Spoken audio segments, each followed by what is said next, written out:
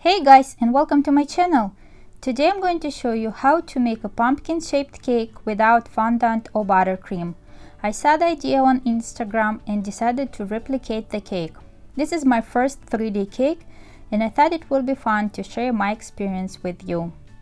First step is to make a gelatin mold. To make the mold, we'll need vegetable glycerin, powdered gelatin, and cold water. You can find the exact amount of ingredients below this video. We also need a kitchen scale to make our gelatin mixture. In a heavy bottom saucepan, combine the powdered gelatin, cold water, and glycerin.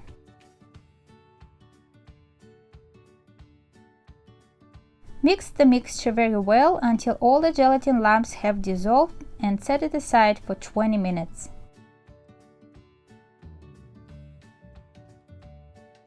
Next, we need to prepare the pumpkin.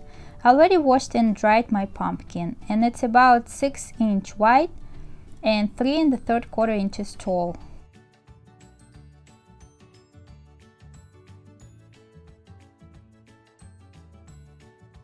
We'll also need a container. It has to be big enough to pour the gelatin mixture about 1 inch around the pumpkin.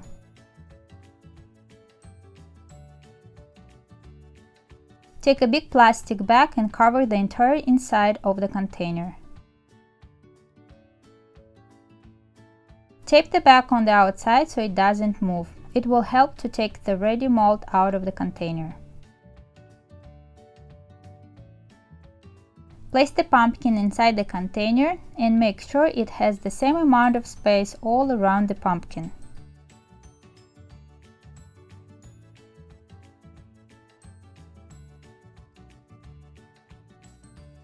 After 20 minutes our gelatin has bloomed and now we need to dissolve it over medium-high heat. You want to stir it from time to time to help it melt evenly.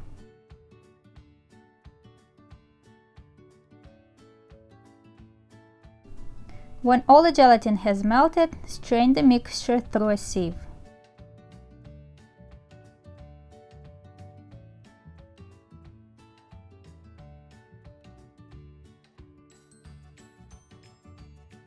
Pour the gelatin mixture around the pumpkin so it covers about 1 inch of the pumpkin. Then let it sit in the refrigerator for about 10 minutes. The gelatin will harden and it will fix the pumpkin to the bottom of the container. After that, pour the rest of the gelatin mixture. It has to cover the whole pumpkin about 1 inch above the pumpkin. If you don't have enough gelatin mixture, just make 1/8 of the recipe and pour on top. Place the container in the refrigerator for a minimum of 4 hours or overnight. When the gelatin has hardened, pull out the plastic and take the mold out of the container.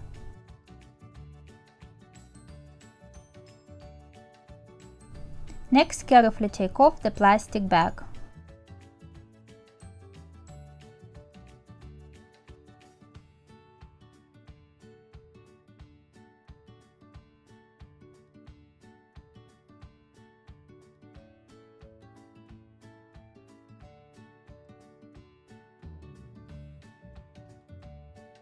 Now we need to make 2 cuts on both sides of the mold.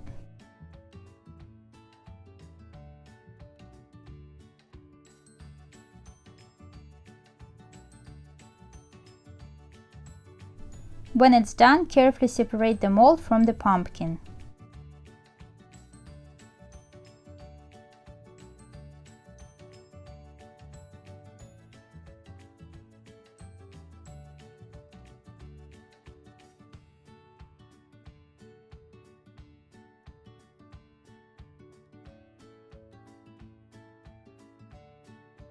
Now we have a perfectly shaped pumpkin mold. Using scissors, I trimmed the edges of the mold to make a small hole. It will be the bottom of our future cake.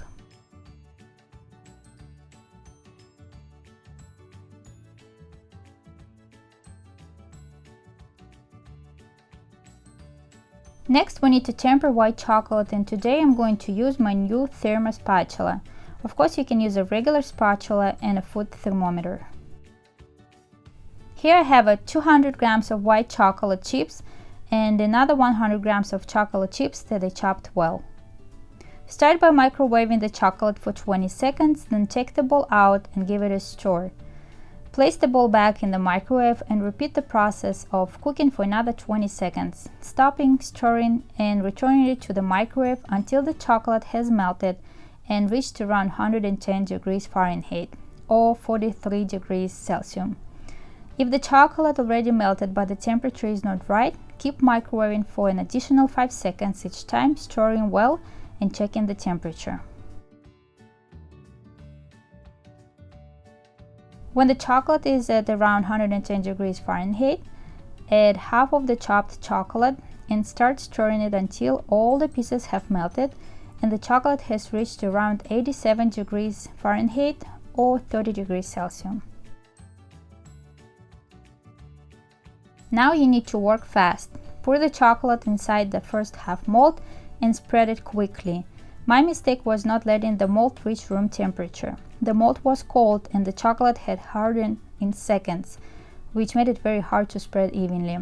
So don't make my mistake and let the gelatin mold get to room temperature before tempering the chocolate. Also, the chocolate layer has to be thick enough to make a strong chocolate shell for the future cake.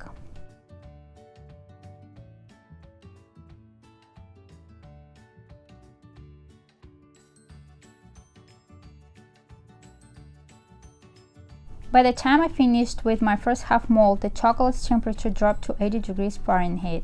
So I warm it up again to around 110 degrees Fahrenheit.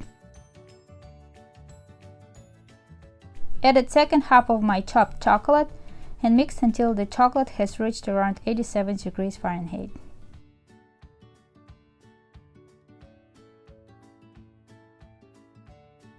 I put it in the second half mold and spread it evenly.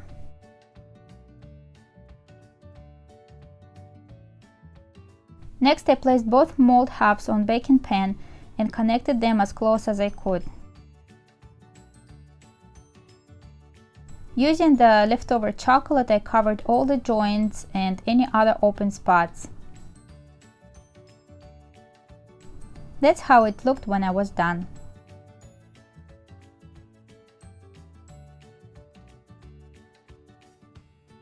For the cake, you can use my pumpkin sponge cake or any other cake you like.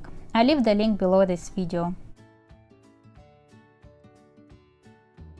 To make the filling, we'll need chopped white chocolate, whole milk, heavy whipping cream, softened butter, gelatin powder, and cold water for blooming the gelatin. Again, you can find the exact amount of ingredients below this video.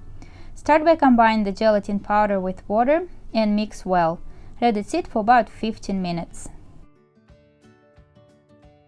Using a microwave, heat the milk. Cover the chocolate with hot milk, let it sit for 2 minutes and mix until the chocolate has melted. If you can still see little pieces of chocolate, warm the mixture up in the microwave for 5 to 10 seconds and stir again. Add the softened butter and mix again until the butter has melted.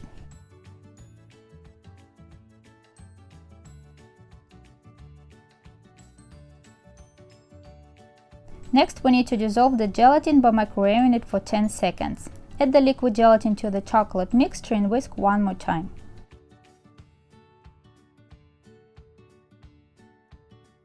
Place the cold heavy cream in a stand mixing bowl and whisk until soft peaks are formed. It should have a consistency of melted ice cream. Then reduce the speed to low and slowly add the chocolate mixture to the whipped cream and whisk for another minute or two.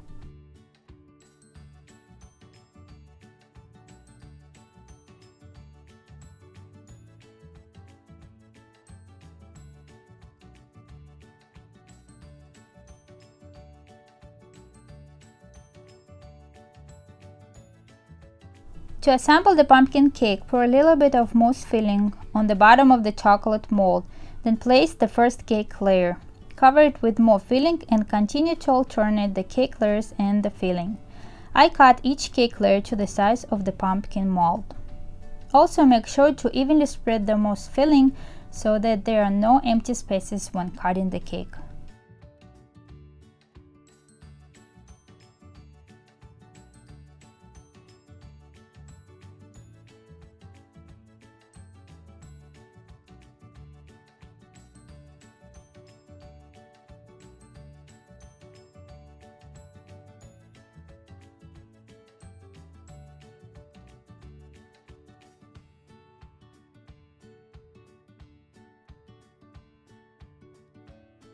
Place the assembled cake in the refrigerator for 6 to 8 hours or overnight. When the cake has been chilled, very carefully remove the gelatin mold. I also recommend using gloves to not leave fingerprints on the chocolate.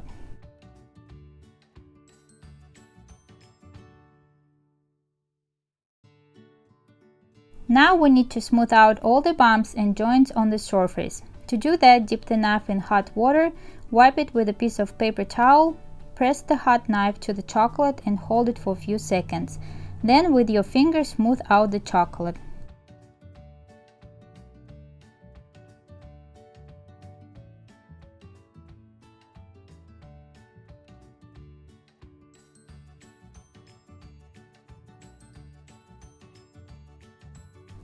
I personally don't think the pumpkin should be completely smooth and perfect, and I'm pretty happy with what I've got. The last thing I did was use gel food colors diluted in vodka. I added some color on the stalk of the pumpkin and in between each segment of the pumpkin.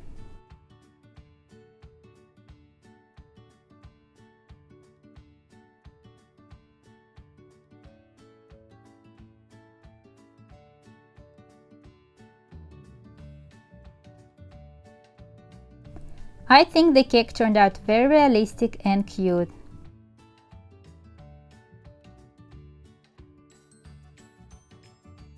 Now let's go back to our gelatin mold.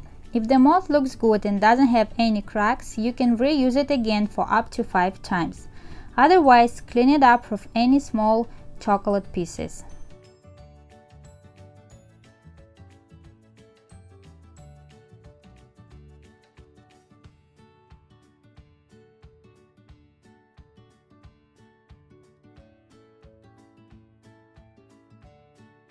Cut it into small pieces and place in a heavy bottom saucepan.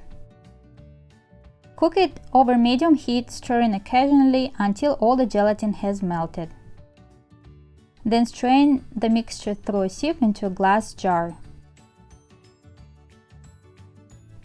Cover with a lid and keep it in the refrigerator for up to 6 months. You can use it for any other fun project. Before cutting the cake, let it get to room temperature. Also, it's recommended using a hot knife to cut through the chocolate layer to avoid too many cracks. I think that for my first 3D cake project, I did a very good job. Let me know in the comment area if you agree with me. I really hope that my video is useful to you and inspires you to make this pumpkin-shaped cake. Please don't forget to like this video, subscribe to my channel and click the bell so you don't miss any future videos. Thank you so much for watching, and I'll see you next time.